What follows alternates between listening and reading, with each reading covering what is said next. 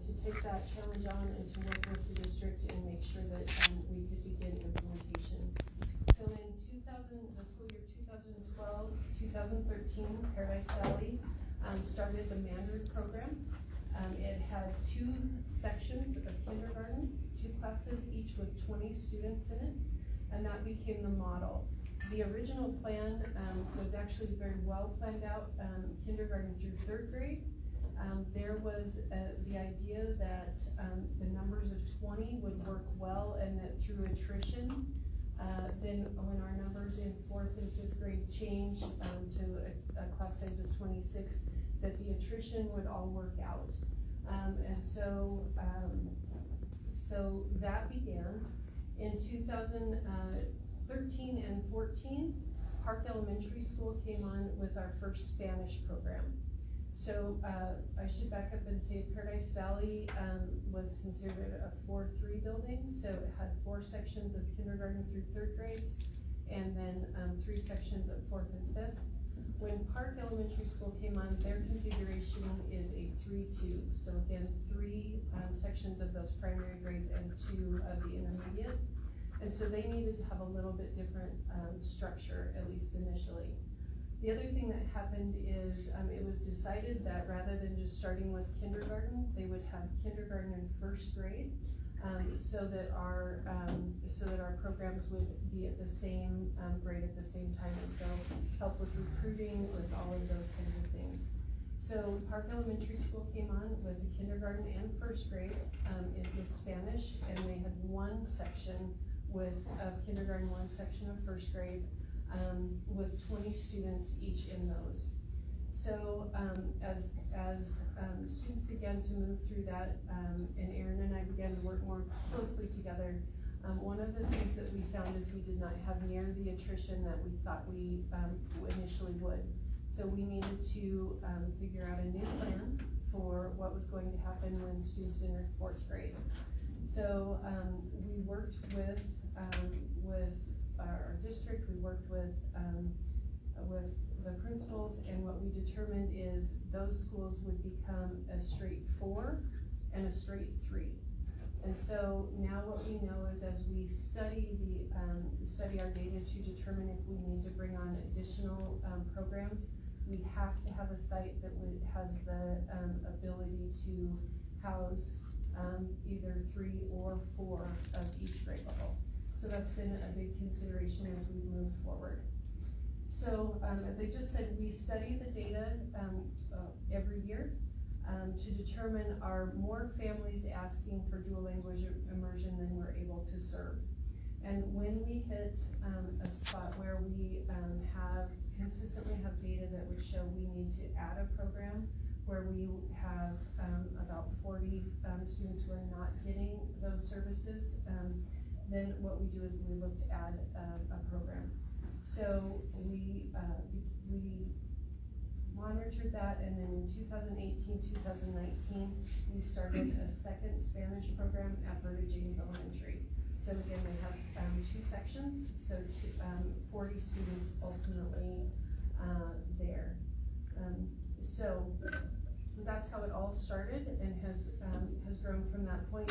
One thing that happened with Park is, as again we began to see a need to increase spots available for dual language immersion, we actually moved to having 2 sections of DLI at Park and 1 section, 1 traditional section. So we transitioned Park a few years ago, again, to be able to serve more students. So what we know is we have about 40 students right now moving from Paradise Valley in our Mandarin program into our Mandarin program at CY, and we currently have just about 20 students moving from Park to Dean Morgan, but eventually that will have the potential for 80 students to be moving into that. So again, we're going to need to watch that and look to see how will we support 80 students moving into our middle level.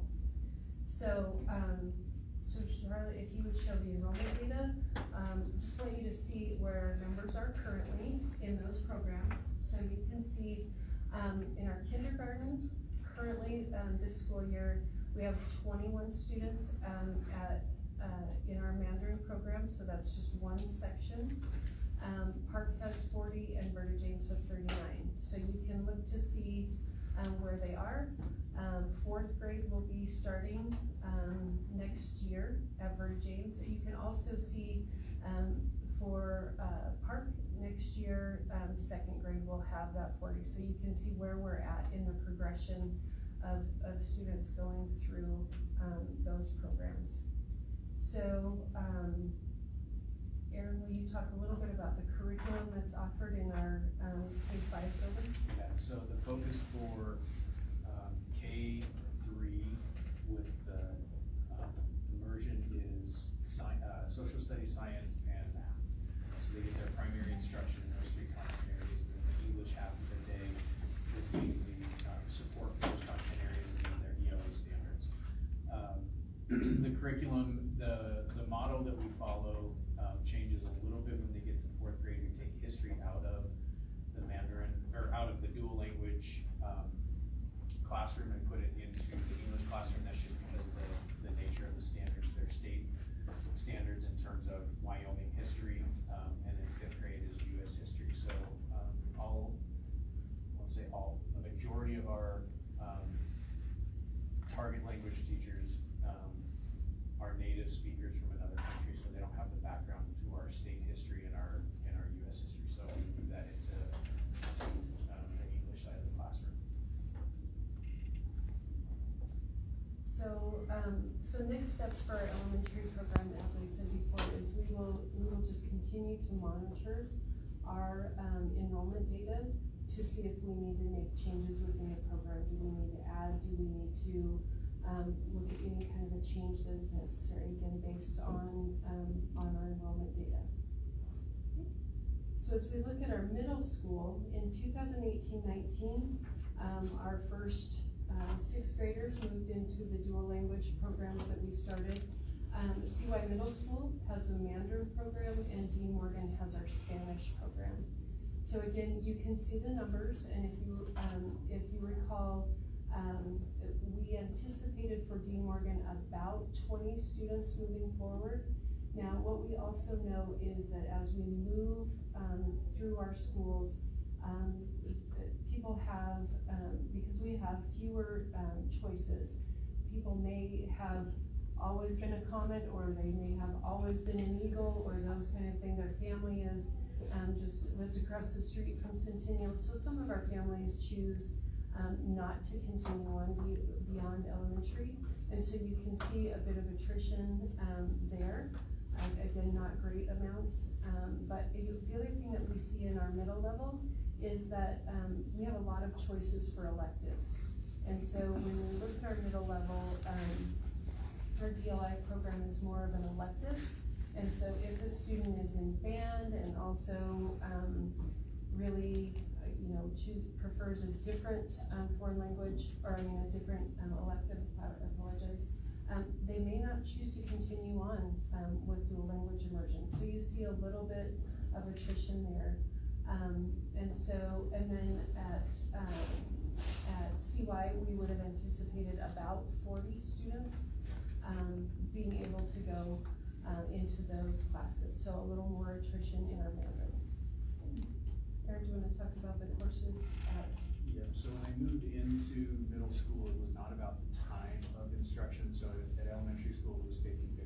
So 50% of their instruction was in English, 50% of their instruction was in the target language. When they moved to middle school, it became about course focus and prepping them for the high school track. So we, for both languages, we backwards mapped from the AP class that would be taught in high school and created 2 different courses. One was language and literacy, and the other one was culture and media. The language and literacy was a full year class, and it was really focused on grammar and reading and those finer things, the kind of fine tuning their language acquisition and their those modalities of reading and writing. That course is also a Hathaway approved course at the middle school level, so they get foreign language credit on half other class were a series of 6 what we call culture and media. And that's what the AP is based on. The AP language is a culture test and it's a language test. So if students wanted, they could take language and literacy, and they could take a semester or 2 semesters of the culture media, and they could mix and match those how they wanted to.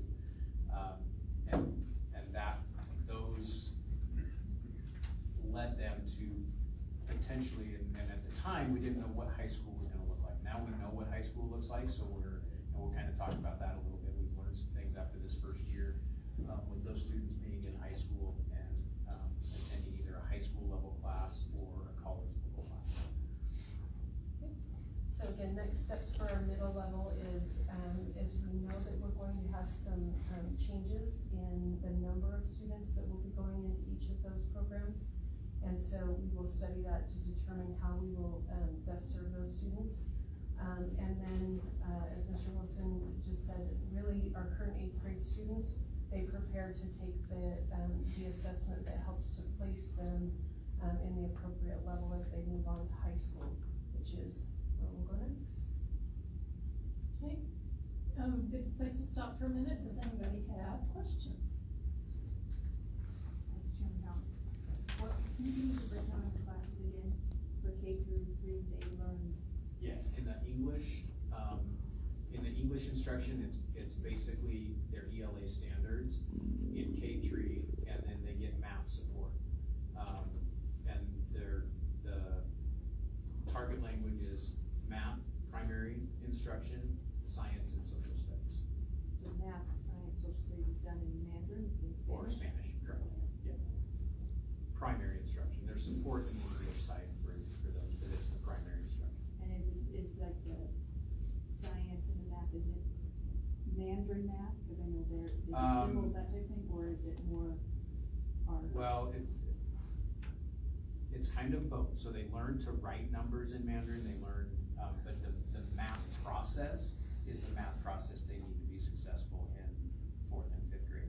Yeah, and we moved math also back into the English side in 4th grade because it gets a little bit more complicated, and so we want to make sure they have that background and that foundation as they move up into middle school. Thank you. Anyone else? Okay. I think we're gonna continue with our high school side. Okay. So when we started this, back in 2011, when we were planning on what this looked like, we took a lot of work and modeled our program from the state of Utah. They had a pretty well developed elementary program, but moving into high school. So when we started, the goal was always to get these students ready for the AP assessment when they hit high school. We didn't have any sort of college connection. They have a much different, they're state funded in Utah, and so they fund the college to support students anyway. So our whole goal was to get them ready for the AP assessment in 9th or 10th grade so they could get college credit after they took that assessment. As we started working through, and students went up through 6th, 7th, and 8th grade, we started to have some conversation around what does this look like in the high school system. So our Spanish is very well established within both high schools. We have, at the time, before this year, there were AP Spanish. You had AP Spanish, correct? I'm looking at you. Spanish 4, Spanish 5, it was not necessarily labeled 8. Okay, gotcha. The same with at NC, and we had an IB program with that foreign language. With Chinese, there was nothing. There's not anything at the high school level. So we started to explore different ideas. And this work started when they started 6th grade. We started developing what the high school process was going to look like. At the time, I worked pretty closely with Campbell County and a little bit with Teton County, who also have dual immersion programs. Laramie County, Albany County, a little bit. They were kind of back and forth on if they were going to continue their program. So we developed and had started some conversations with the University of Wyoming around how do we get our students to engage in classes at the college level that these students are going to be performing at and ready for. They were super receptive, which was was, really exciting, because they don't have any sort of articulation at the University of Wyoming with high school. We're the first, school district to be able to do that. So, as we worked over the course of probably 2 to 3 years to get those, to get that partnership agreed upon, we started looking at what does it look like for the student. So at every college, students can test out of certain areas. In a foreign language, they can take 2 different assessments. It depends on the language, but if they are in Spanish, they can test, if they're freshmen in college, they can go in and they can take, what's called the CLEP assessment. It's a standardized language assessment, and they've got it for other things, not just foreign language. You can test out of English and things like that, but, so we started exploring that as part of a placement process. If we are going to allow our students to access college classes, how do we get them into those college classes? And so the CLEP assessment is a nationwide, colleges use it, the College Board uses it. For Chinese, it's called the FLATS assessment. It's basically the same idea, it's just a different assessment. And so we are able to create an opportunity for our 8th grade students going into 9th grade to take one of these 2 assessments, depending on if they're Spanish or if they are Mandarin. And then from there, they would be placed into the proper track. So back up to last year. Up through last year, the only articulated Spanish class we had with Casper College through BOCES was Spanish 1010, which is Spanish 2 in the high school, coursework. We were able to, and Superintendent Wilcox will talk about this, but we were able to develop a pathway for students to be able to articulate and get college credit for up through Spanish 5 in high school. Not just ELI students, but all students choosing to take Spanish as a foreign language. And so that gave them that college opportunity that we were looking for. We no longer needed the AP because they were getting college credit from this CLEP assessment. The same with Chinese, they take the FLATS. We have an agreement with University of Wyoming, and I can talk do you want me to talk specifically about those classes, or we can do that later? It's coming up It's later, coming up, but if you okay. wanna tie in. Okay, so wherever they test out, they can test out of 3 levels. So basically, they can get 12 college credits for passing a certain level on the CLEP. So they can get 4 credits, 8 credits, or 12 credits. And then we place them accordingly. We have an agreement with University of Wyoming to put them in any one of those levels, wherever they fall. We've had quite a bit of conversation this year, knowing what we need to do differently as a system to help support students into next year. And they've actually created 2 brand new courses for the Charlotte County High School students only to give them, as a starting point. And they actually get graduate college credit for that. They're 4,000 level classes, but they are more of an intro level for our students to give them what they are gonna need to be successful, in the college. And so, the goal was always, and when we would meet with parents, it was, we're gonna get your kids ready for the AP, and then we're gonna give them an AP test, basically when they're 9th or 10th graders. We far surpassed that goal and that expectation. Now we are able to give them up to 2 college classes every year, in that foreign language, and if they maximize it, they can graduate high school, I think 1 class shy of a minor in that particular language.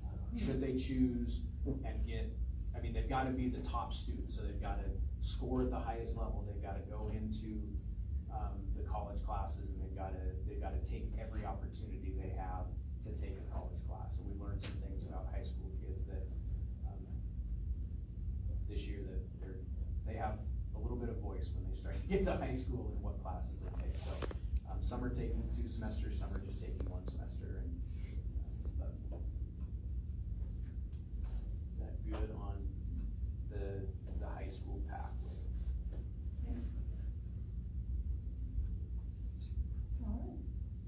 Would you like me to talk about the Sealed by Literacy, how it connects to DLI, and Thank you, since that's a new concept, that would be great. I'd be happy to. So, State of Wyoming offers Sealed by Literacy to graduating students who show proficiency in show proficiency in the English language and another language besides. This year is the first year we were able to offer that, so we really haven't had DLI kids hit that level yet, they're still 3 years away from, or maybe 2, if they take the juniors. But basically, for all of our foreign languages, we give students an opportunity to take another foreign language test called the APPLE.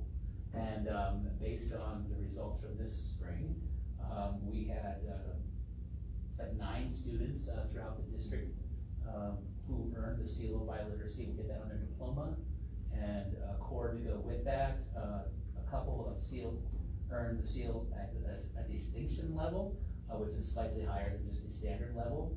And then we had about 7, looks like, who earned it at the standard level. And so for that, they have to show proficiency in reading, speaking, listening, and writing in the language, and be at an intermediate 2 level at least in all 4 areas for the standard, and an intermediate 5 for the seal distinction. So And then they had some English, don't they have an ACT requirement? they have an as well? English ACT requirement of at least 18 for the standard, 22 for the distinguished. This is the first year, this is, First year we've offered that, yeah. okay. Kids were pretty excited about taking it. We limited this year to seniors, with some exceptions of a couple juniors who would graduate early.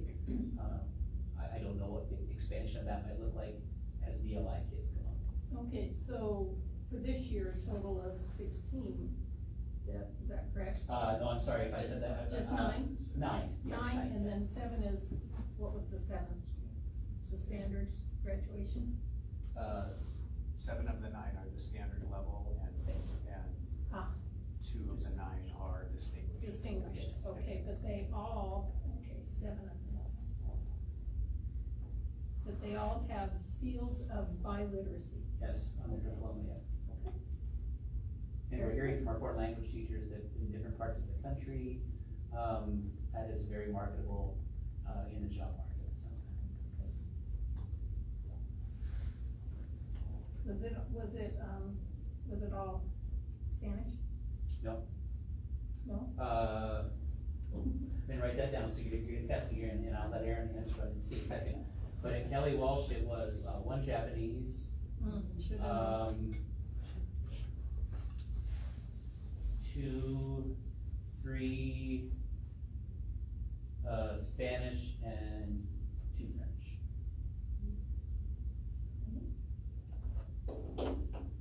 Yeah, I think that's correct. I know. And that both of the, I'm sorry, Aaron, both of the distinctions were Spanish. Both the distinctions were Spanish? Yes, ma'am. Okay. So it was 1 Japanese, 2 Spanish, or 3 Spanish? 3 Spanish, but 2 of them were the distinguished. Correct. Okay, and then 2 French. Correct. Aaron, what about Ours were Spanish, all 3? all Spanish. Okay. Yep, we, so currently the state accepts, IB level testing, AP level testing as part of that qualifying criteria as well.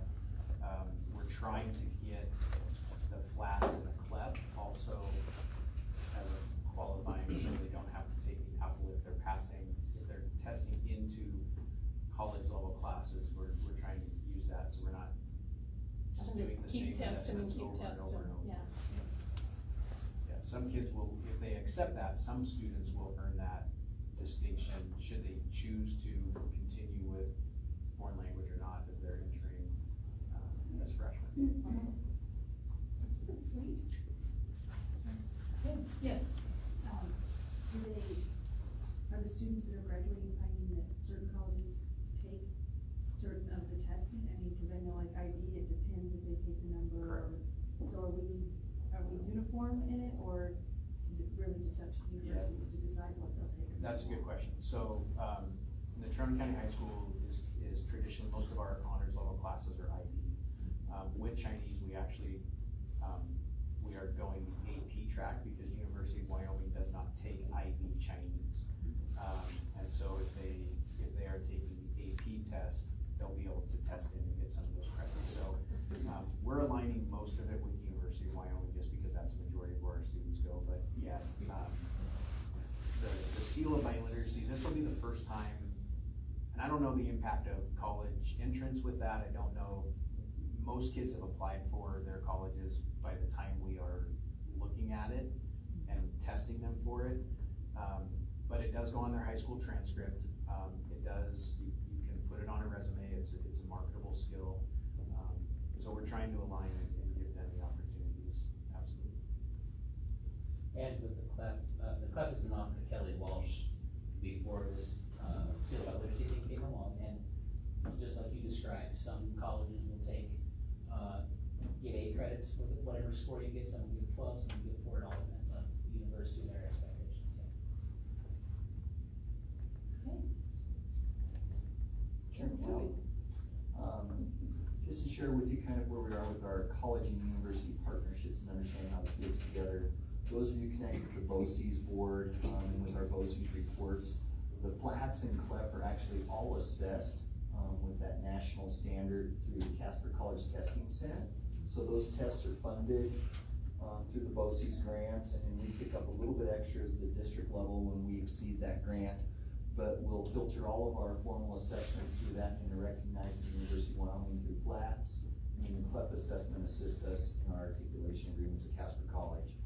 We have 8 courses that we have built a relationship with Casper College that we will have in that Spanish track for our DLI and our traditional world language students who are in Spanish from 1010 to 2040.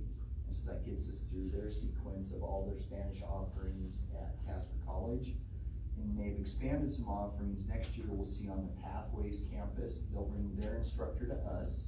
So our students won't have to travel to Casper College, and they'll take that course live from a Casper College instructor, what's called the Introduction and Intermediate Reading and Comprehension and Conversation course will be taught right on the big campus. We'll actually complement those. If those are Monday and Wednesday classes, for example, during that time frame, Tuesday, Thursday, we'll look at offering 2 other general education requirements. We'll fit in almost every general ed diploma or degree program, such as political science and or the speech course. So we'll have those paired so that they get the most bang for their buck during that block of time. And then it will actually lead to an introduction to cultural pieces and the potential of travel to Mexico that the students can become immersed in a study abroad experience at Casper College. So that's all picked up in our Casper College relationship in our program. If they've exhausted all the opportunities, which some of these students may by the time they get to the end of that junior or beginning of that senior year, we then have expanded our University of Wyoming partnerships to allow 5 different courses that would be offered, and we will pay as a district for at least 2 of those in that sequence because BOCES cannot fund courses that are taken at the University of Wyoming. It's a local tax revenue for our partnership there.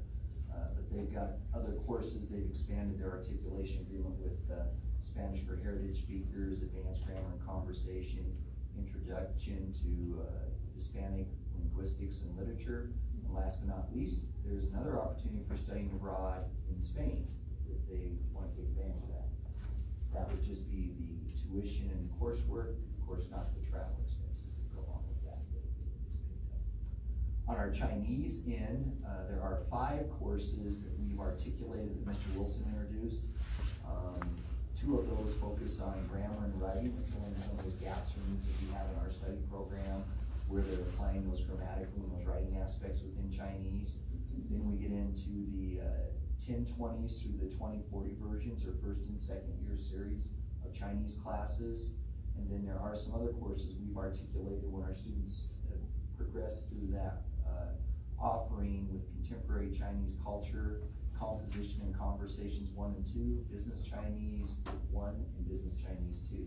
So we have set things up where we'll pay for 7 of those courses at the University of Wyoming, and that is, again, not through BOCES, because university articulation, we're the first to kind of blaze that opportunity or set that opportunity up across the state. That is our relationship above and beyond high school and the college sector. Okay. That's pretty cool. Anything else?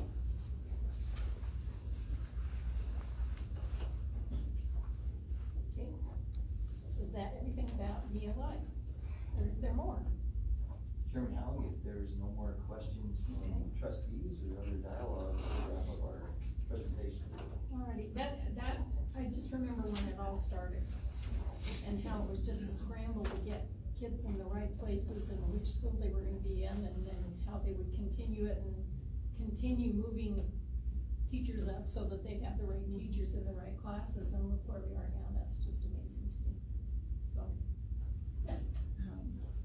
Chair Howard, I remember when you started, and Kevin and I were sitting here worried that we were not going to be able to sustain it. And look where we are now, you've gone to college. Yeah, that is great. Did you have something? Yeah. Kevin? We did, Trustee Howie. This last weekend on Saturday, it actually was Friday, Saturday, there was the 6th annual, DLI and ESL conference in Casper, English Language Partnership. And there were educators from across the state, in attendance, and it was really enjoyable. I did the opening remarks to talk about the DLI program in Trumbull County. The underscore of the success is truly the ability to have children go from kindergarten through college, as was just described.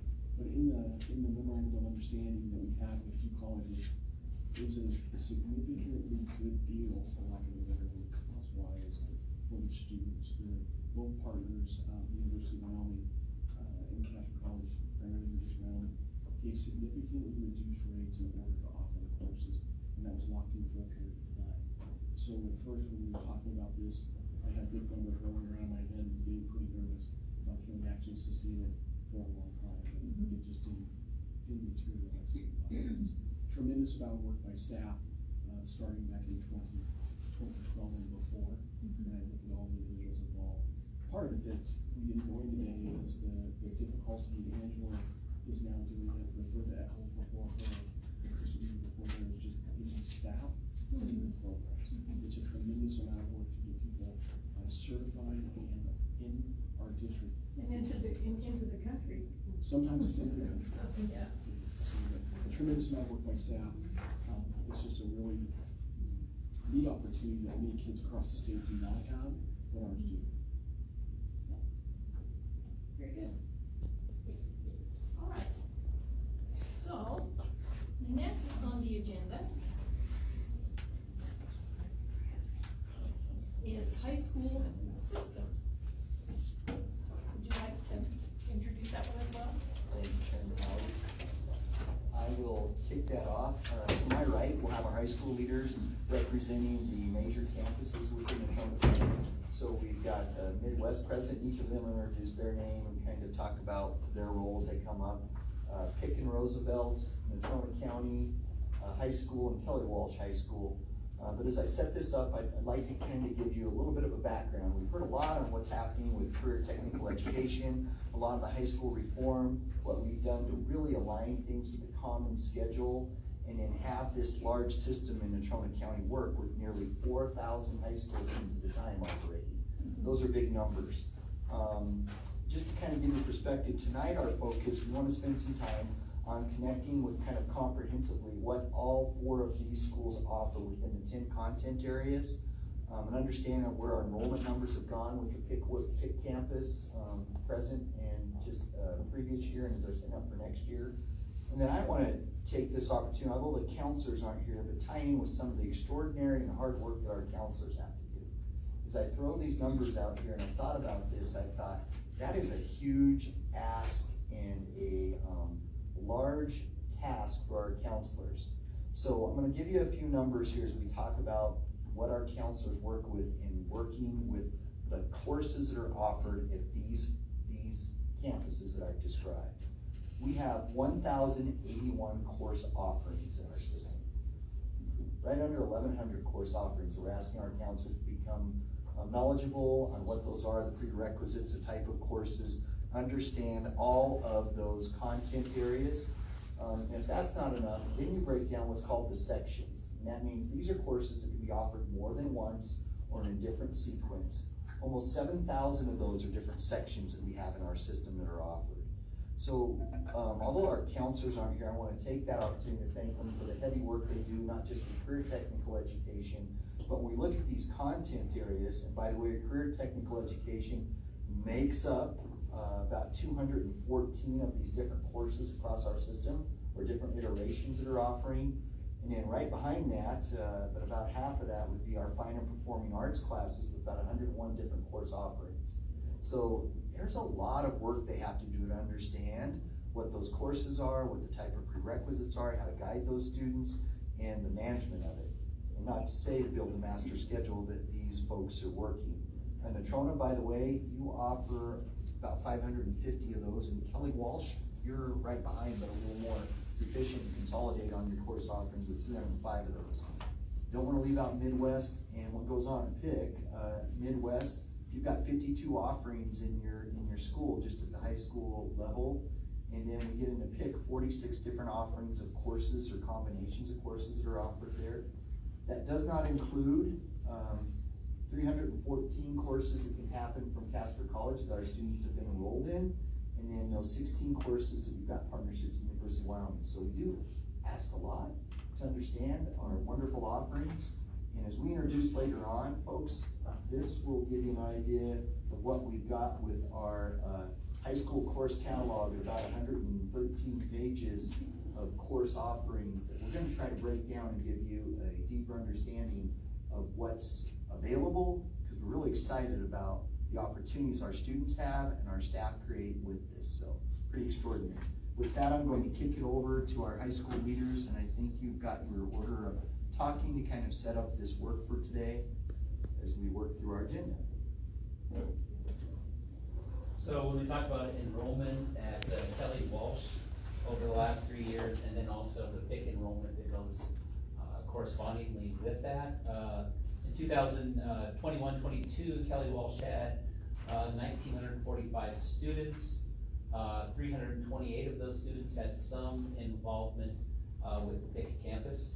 In 2022-23, this year, we had 1,945 at the budget snapline date, and 421, so almost 100 more students had some involvement with PIC opportunities.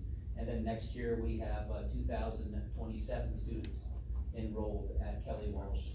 I think one of the things that, well, I can't tell you what the PIC numbers will be, because over the next 8 weeks or so, that's when courses will be developed and students will be assigned to schedules, excuse me, not courses developed, but a few things for you to know. Next year, Kelly Walsh is offering stats and computer programming over at PIC, and also a new sports medicine class. We've had athletic training up until this point. That teacher has had an interest in advancing that program, offering sports medicine next year, and then the following year, sports physiology. Also at PIC, we'll be having some Chinese courses offered there, Mandarin, excuse me. And then we'll have expanded opportunities in foreign language as we outlined in our previous presentation. I think one of the things that's super important to know, as you think about PIC numbers, and maybe as you just think about enrollment and involvement at the high school level, there are so many opportunities for kids to get involved. And I think at Kelly Walsh, I'll let my peers talk about their schools, but I think of our incredibly constantly growing fine performing arts programs, band, choir, theater. We have theater tech classes as well. And this last year we've added the history of rock and roll because we needed some more elective options for freshmen as they come in. And we also added a percussion ensemble because we were able to hire an additional teacher for our music program to continue to help our Trojan band students advance in their skills. We also have ROTC Marine Corps, which offers 4 leadership classes, also color guard and the drill team. And then at Kelly Walsh, we offer a variety of AP offerings, and computer programming is super important. And then we also have students who begin their CTE tracks at Kelly Walsh. Some continue them at PIC, and some continue them at Kelly Walsh. So really, the thing is, there's a place for kids to find their passion, for learning at high school. Some of that drives kids over to Pick, but some of it keeps them at Kelly Walsh based on what their passions are.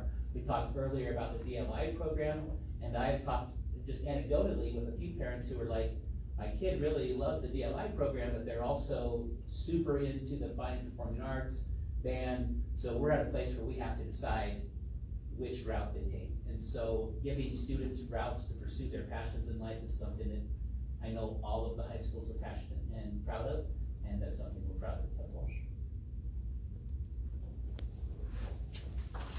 Alright, so Natrona County numbers, 21-22, we had an enrollment of 1,772 students with a PIC enrollment of 237.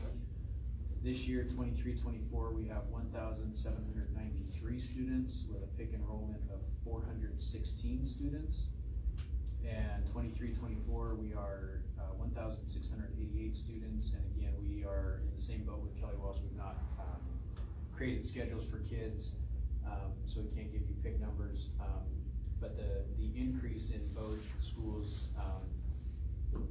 enrollment over at PIC was due to a couple things. One, it was creating the common schedule, and two, it was opening all classes to all kids. So every class that is taught at PIC is half Kelly Walsh and half NC. They can go in the morning, they can go in the afternoon, they can go for one block. At NC, we allow them to go for one block because we can transport them to and from. I don't think Kelly Walsh, for the most part, they are 2 blocks over there. But those things alone really helped us increase, as the board has always wanted to see more students over at PIC. I think we're almost at capacity. If you were to go to PIC right now and compare to what it was last year, it's pretty full. Every space is being used. Mr. Honkin is very creative in, throwing the sewing classroom in a spot up on the second floor that's not developed for a sewing classroom. But we've worked really hard to utilize the space and increase the numbers and make it, one, about kids, but two, about the space. And so like Mr. Tuttle said, PIC's not for every student, and that's fine. But we give some creative classes over there that we only offer over at PIC, and if they wanna take those, they can, and we try to get some core classes over there to help support some of those elective type offerings. And so I think we're all really proud of the increase of enrollment that we've experienced over at PIC, and we'll see what this year's numbers will bring. Just some items at NC. We have a lot of the same courses, really truly, at both campuses. The history of rock is one that we share. The content areas obviously are all the same. We have a lot of very similar classes, if not the same. And we have to do that when you look at the course catalog. You can't have subtle differences. You have to, if we're gonna offer a course, it's gotta be somewhat similar. So the course descriptions are the same. The how might be a little bit different, but the standards are aligned in both high schools, I would say. And we work pretty closely to try to, if they're teaching a course that we wanna offer, then we pick up the teacher syllabus and we create the course so that kids are getting the same basic coverage of standards. But some of the things at NC, so we're an IB school, we're trying to grow our options for students. We're adding an IB cultural anthropology class next year. We're growing our computer science program. Right now, we just offer the programming classes. Next year, we're gonna offer a programming AI class. It's out there, kids are using it, and we wanna get ahead of it and help the students be responsible. So we're really excited for that. We're gonna grow it with a web page design, as well as computer gaming and design. Our theater and film is gonna go through a little bit of a change. Right now, that's a 1-person department. We're gonna add to that, and it's really gonna be a theater, film, and TV department. So we're gonna grow that by a person, as well as a couple classes focused on some social media platforms and using that as a method for students to produce film and TV. culinary arts, I think I've talked to this group or the board before, but we're adding a kitchen survival skills. We're turning one of our fishbowl classrooms, which is just a big windowed classroom, into a cooking for dummies, so to speak, like the pressure cookers, air fryers, the non-traditional, don't need an oven, don't need a stove kind of thing. And then we are gonna look at adding a construction management class that's gonna focus more on the business part of construction. So what does that look like if you are gonna go into, we have a lot of students that want to go into that construction management major when they get to college, and so looking at the business side of construction versus just the building side of construction. So we're excited. I think, you know, Mr. Tuttle said it best, we want kids to find an interest. And I'll be really honest, if students get their 2 sequence courses for Hathaway and then they take something in every single other area because they want to explore different things, we are completely supportive of that. My kids are kind of those kids that got their sequence to get qualified for Hathaway, but then they're taking a course in this, they're taking a course in that, and we do not want to pigeonhole any student into thinking they have to go down this road of CTE or they have to go down this road of fine and performing arts. We have amazing teachers and amazing programs, and I think we showcase those all the time in our community with our plays and our musicals and our shows, and I just think we have to continue to develop all areas for kids to find what they're good at and what they like and what's gonna engage them and come to school. And then they're gonna go to college and they're probably gonna do something completely different than what they focused on in high school. So we know that too, which is really good. I think that's our purpose and that's the point of kids being in high school. Gotcha. Well, I'm Matt Corto, principal out of Midwest. We'll discuss some of the numbers that we have out there. In 21-22, we had 62 students in high school. This year, we have 75, with 1 student attending PIC, and next year, we're looking at an enrollment of 72. A lot of interest within our students wanting to go to PIC. So we share seats with both Kelly Walsh and NC in terms of offering the opportunity to the Midwest students as well. With us being 40 miles outside of town, we will have our students attend a half a day where they are with their course that they want to attend, but also one of their core classes as a follow-up or before. Okay, so whether it be ELA, science, social studies, or math. Okay. Some core course offerings that we plan on including next year would be our metal fabrication.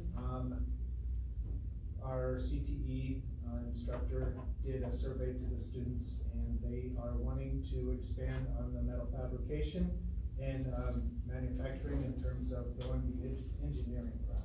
So we are looking into that, as well as offering sociology, and we introduced a new course called Health for Parenting, which is offered by our PE teacher, and it just provides students after high school what happens when we start having kiddos ourselves. So as both of the other 2 high school principals have said, we're in it for the students to set them up for success, and always willing to see what we can do out there, manipulate the schedules for the benefit of all students. So thank you. How does, aren't you guys on a 4-day schedule? Yes, we How are. does that work with PIC being on 5 days? So our students that attend PIC will go on Fridays as well. Yep. Busing back and forth with Yes. that? Yep. We have transportation all set up. I work closely with Sherry and Sid on the transportation side and ensure that the students get there. And also inform the parents and the students saying, hey, yes, you are on a 4-day week out here, but with PIC, you will be attending all 5 days. Can the students commute themselves if their seniors drive that type of thing? I'm not sure on that one. Right now, with our 1 student, he does get picked up and dropped off via transportation. There's one more question. Yes. How many of your students in Midwest live in Casper? Just over 50%.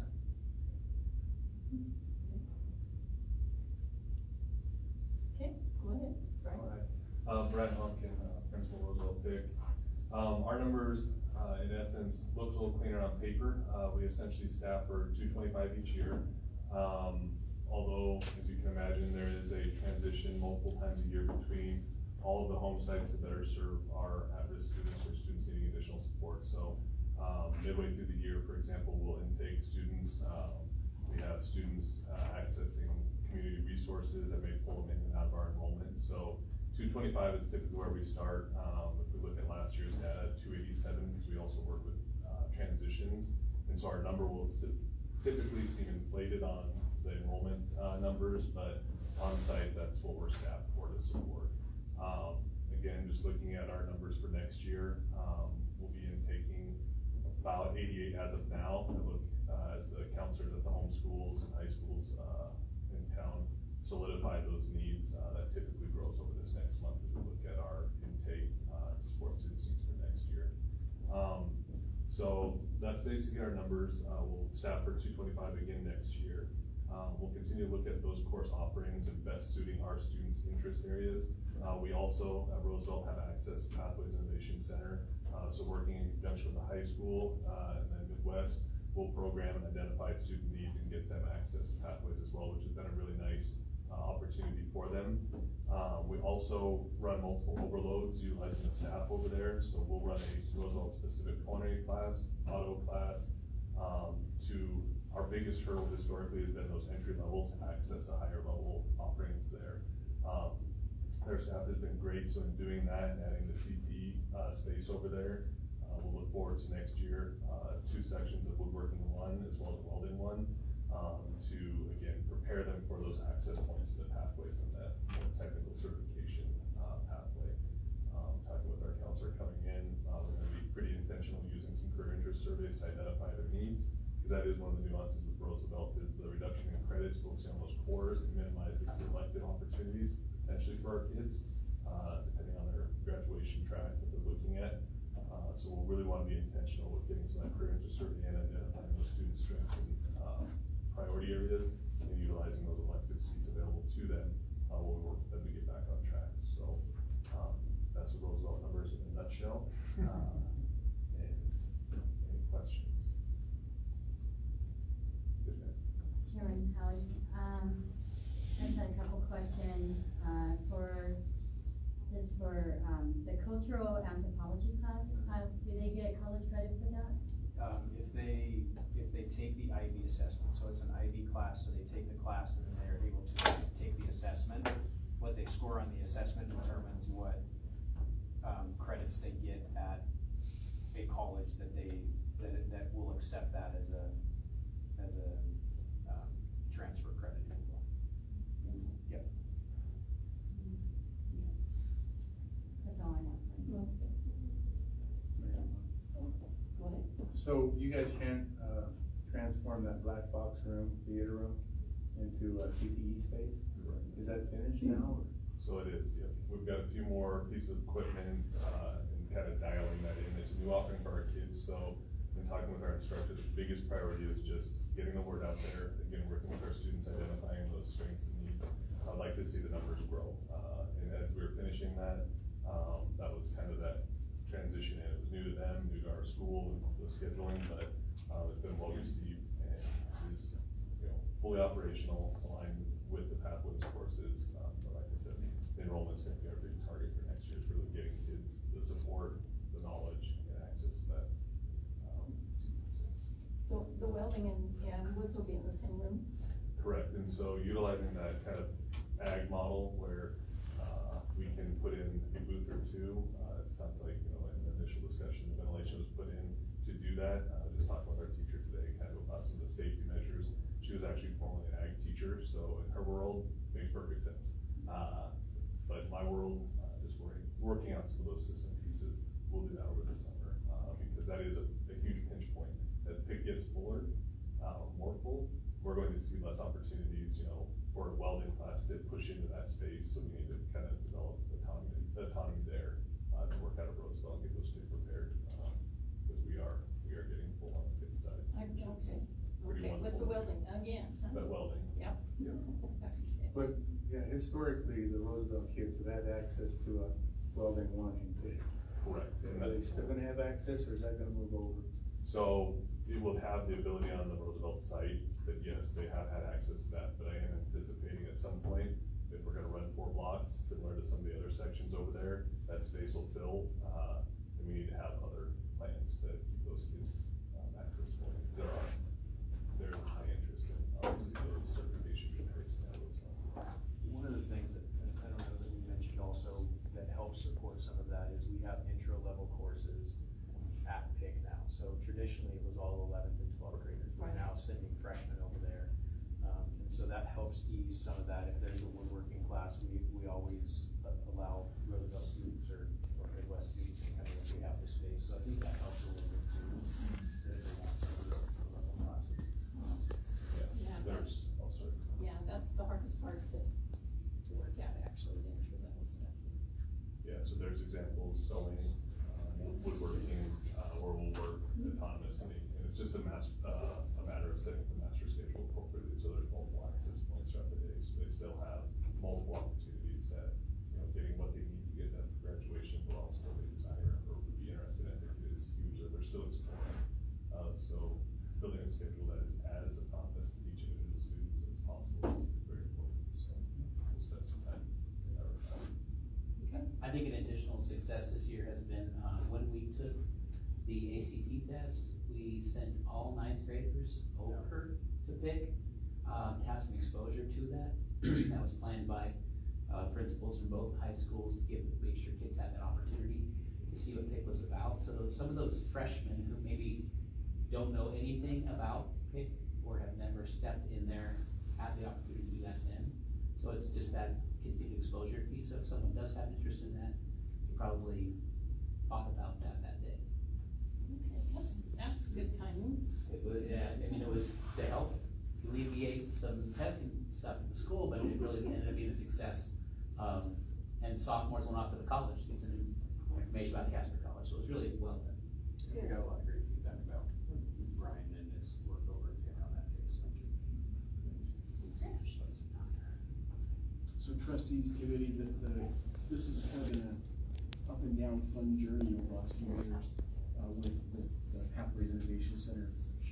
We went to work diligently, working with trustees and the staff, and identified the common schedule, and got the common schedule in place. We started opening up doors, because then what happened next is now we have a course that can be accessed by both students, versus only NC in the morning and Kelly Walsh in the afternoon. So when Mr. Wilcox and I sat down and we went through every square nook and cranny of that building, realistically, you can get about 425 students on that campus. I know originally they said it was built for 600, it's just not. You won't get 425 students on. So when you're looking at 421 coming out from Kelly Walsh High School, you have another 416 students. Those are everything from their companion courses, as we heard with Kelly Walsh having 2 courses set up, 2 individual courses going forward. We increased staff in the area of CTE, we increased the opportunity for those gateway classes, those introductory courses, because that was the bottleneck, if you recall. We worked hard and diligently to get that in place. The Roosevelt High School CTE room is another example of trying to give an opportunity for students to get in to areas that align to interests, and then get them into their courses as well. So a tremendous amount of work done in the last, probably last 8 years, 9 years on this topic to fill the campus in a very positive way. I know there's been some middle levels that are taking their kids over to look at it in addition to that. It's one reason why you're not gonna hear me with driver's ed over there. It's not taking up a space that would be used for a different classroom. They have it in some common areas, but it gives kids the opportunity to see it. So it's just another way to get more and more kids on that campus, and they see it and say, hey, I wanna come over here and do my classes.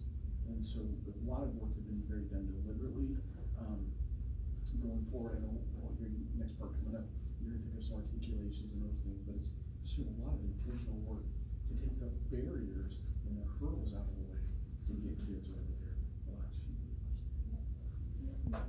Well, when I look at the numbers for KW and NC, now I think back to when we built your new KW and Raymond NC was for 1580 students, am I right? So you're way over, so how are you feeling with more kids going to PIC, or how's your space? We do not have more room than NC to build, I don't know how to do that. Honestly, the building's still pretty full at times, but it's functional, at 2,100 kids. We actually. 2027 for next year. Yeah, 2027, yes, yeah, 20, yeah. Mr. Britt and I actually were walking out one day to go to a meeting, and we looked at the proclamation from the mayor. 1575 it was built for, but yeah, so we're a little over that, and Yeah. we're making it work. NC is working hard. Yep. Yep. And do you feel some relief when we have more students now going to them? Or can you tell them? I don't know that we can tell. I think what it does is it opens up the opportunity to put certain classes at the home building and then certain classes at the PIC campus. When you look at a block, it's about 80 to 90 kids that are gone. I don't know that we notice that. But it's amazing what courses our high school kids have to choose. Yeah, I think where you notice it is if you go to PIC, you'll notice it at PIC, because it's full. There are kids everywhere. It's a completely different place. Yeah.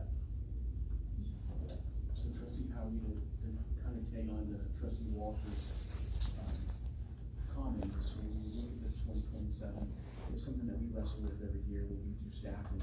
NC's actually physically, structure-wise, bigger than Kelly Walsh as far as more students. So they're actually larger than Kelly Walsh in facility size. There's space taken out of both high schools to go to the PIC campus, to build the PIC campus, so there's space over there.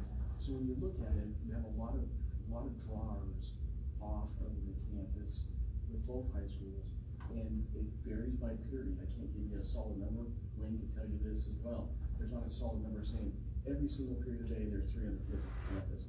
But there are children taking classes at Casper College. There's children taking classes at the Pathways Innovation Center. There are students who, they get in their second semester of senior year, and they take 3 or 4 classes. So the 21-27 is actually, there's a student attached to that number. Now where they're at, what they're taking for coursework and all of those vary from I see what you're saying. from spot to spot. It's incredibly full. And when you walk over at Pathways, it's full. Every time I'm at Kelly Walsh, it's full. And NC as well has got a very strong. Trustee Schmidt, did you have a question? I just have a couple questions. Is there limits on, grade limits on kids taking advanced courses? Like if a freshman is ready to take an advanced course that maybe is typically a junior or senior, are they limited to taking that, or are they allowed to take it and get the full credits, the full percent? I think most of them are based on prerequisite classes, so, I'll let, Mr. Tuttle talk about the AP. The IB, you have to take the test, you have to usually be a junior or a senior, so you have, like, biology, for example, they have to take, freshman and sophomore level science, and physical science, and then biology, and then they can choose, are they gonna take biology, or are they gonna take chemistry at the IB level? They can test as a junior, or they can test as a senior. You get they're different level tests. So I think you just look at the prerequisites. So, yes, sophomores, if they take, so for example, CTE, if they were to take woodworking 1 first semester, then they could take woodworking 2 essentially second semester, and then, same with like auto. If they take consecutive semesters, they can work through their sequence a lot faster. But in the core areas, it's usually reserved to those AP, those college prep classes are usually junior, senior year. But some you can access as a sophomore. Can you access them as a freshman? No. You won't allow that? That's a hard question, because you can, if you don't wanna take the test. If you don't wanna get the college credit, you just wanna take the class, and we've struggled with that with our sophomores taking some IB classes at NC. And we limit it because you don't get the advantage of college credit if you take it as a sophomore, because you can't retake that class. And the test is tied to the class, so you couldn't go take the test again as a junior after you take the test as a sophomore, or after you take the class as a sophomore. So is it the IB organization Yes, that's saying, no, yes. you can't do Correct. this until this age? Correct. Yeah. And so if you have, let's say, a homeschool kid that transfers in, and they taken a lot of, let's say, the freshman courses, and they're ready, do you put them in as a freshman and let them continue the progressive manner of classes, or do you limit them because they're freshmen? And if they've already got the courses and they're transferring in with some of the freshmen. I think we have to look at the transcripts, and we'd have to look at the comparable classes. So if they're coming in as a freshman and they've already had, physical science and biology, we could potentially put them in there, but they would not be able to take the assessment. And that's, I mean, a lot of kids take IB because it gets them where they wanna go sooner in college, right? But they wouldn't be able to take that assessment, and that's an IB rule, that's not an Trumbull County High School rule, that's an IB rule. And that's a worldwide standard. Do we have a uniform between the two high schools, policy as far as what courses will transfer in, for high school credit if we have an incoming homeschool? I'm thinking mostly homeschoolers that would have that opportunity to get advanced. Do we have is it equal at each school, or does each school kind of look at each individual's credits and decide to make it be different against either? I would let someone more knowledgeable speak about Yeah, that. I can actually, when we have comparable, yes. So we had a student, both high schools had a student that moved, from a different institution. So I did visit with Mr. Britt. I said, what did you take when they moved in? Because we knew that they were similar classes and we didn't wanna create, inequities within that. But most of the time, they don't have the same programs. They don't come in with the same, curriculum that they've accessed. And so we look at those classes and we determine, a lot of it's based on, have they taken world history? So like, and this isn't just homeschool, this is students who come from other districts.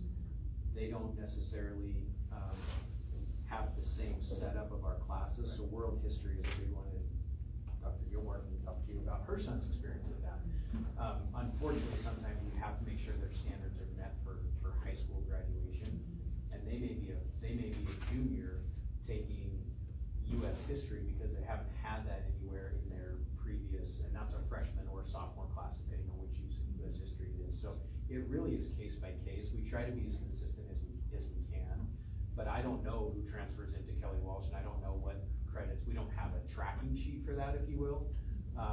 But if I know that Mr. Britt and I talk a lot about this, you know, we visit about that stuff so that we don't create inefficiencies. It doesn't happen a lot. Like I said, there was that one student not a student, the one program that we shared with different students, so.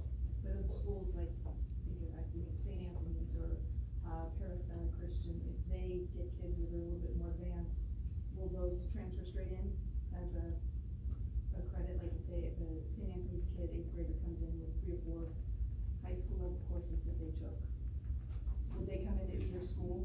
They can if they're aligned to the high school standards, and that's the important part. And what we find sometimes is they are not. And we can ask for the syllabus, we can ask for all of those things, and we do.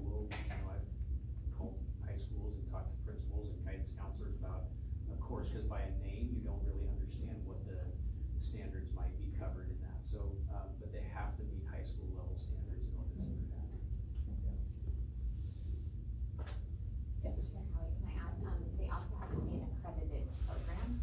So when it really is, I will, both, Mr. Kettle and Mr. Wilson have said, it's really a case by case.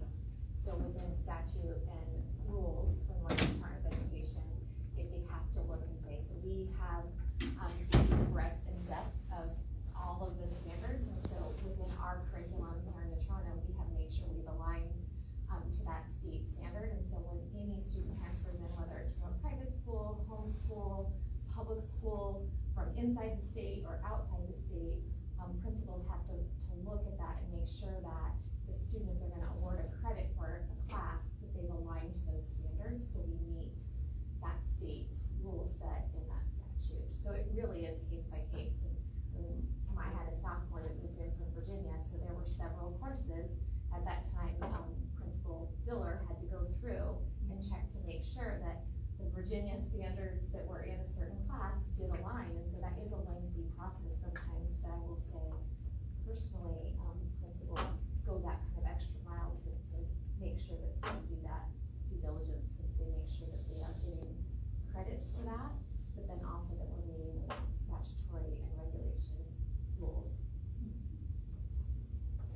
Okay, we're starting to run out of time, so, Mr. Wilcox, you have a spot that you can summarize, and then we may have to bring the last part of this to the next meeting. You can, Chairman Howie, as we're sort of running out of time here, great conversation, just too many items to get through. We can do some work, articulation agreements, we can expand that more next time we meet, if that's the pleasure of the chairman. Okay. And then we can come into the Common Course catalog and also spend some time, I think, it would make sense in our high school programming on where we are with certification tracks and what we offer within our industry credentialing, our certification tracks, because that's another element that we have set in the high school system that, also brings other opportunities for our students. Okay. Sounds good. Yeah, that is quite involved, as I know already, so. Yeah. So, way back when I was on the board before, we used to go to different locations and have board meetings. I think it'd be a really good idea to go over there, so we can take a tour and see what's happening now. The last time I toured that building was just right after it was built. Which building? Okay. Oh, in Dayton, Roosevelt. Oh. Yeah, it's amazing.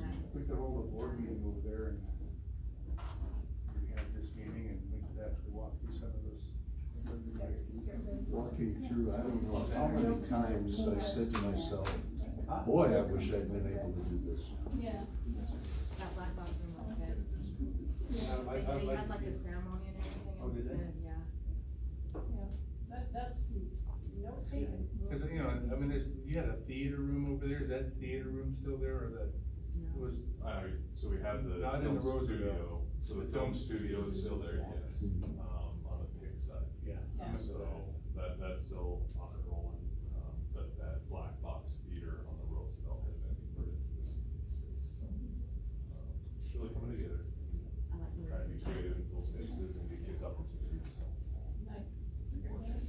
So trustee Howie's committee, one thing that we did, and I enjoyed it this several years ago, pre-COVID.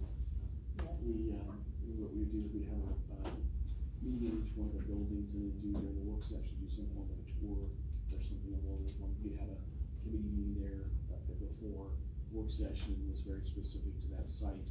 It'd probably be good with the change in trustees and the change in committee to do something like that. Come forward, I'll work with Chair Catamount. We're probably more likely than not in the start of the fall session going around, since the summer it gets fairly lean on some meetings. It gives staff chances the principals a chance to do it, we can schedule something out. That's something else I remember from those meetings. The kitchen's cooked for us. It was really incredible. Man, where have you been this whole time? You haven't done anything? What the heck is going on I here? know. 2 years of COVID. Is this a freaking joke? 2 years ago. It's falling apart, it's coming back, Ted. Oh, hold on. Chairman Howie, do all the high schools have like a parenting class? So, as far as what the closest we've had to that is in early childhood development, both the high schools, I can't speak to Midwest, but then they articulate the pathways as well, and they work in conjunction with these schools, so, I wouldn't say it's tailored specifically for parenting, but it does introduce a lot of those skills that would coincide either as career readiness, but overlap with, skill sets. I mean, I took early childhood when I was in high school, and it's still kind of the same model, better, I would say, but there are those preparatory skills as far as, early childhood care. So that would be, I don't know about Midwest. It's just another option and elective for our students instead of always taking health or our physical PE classes or PE and, weights. She just wanted to offer another, health-related course this school year. So there has been one this school year then? Yes, yep, I started this second semester.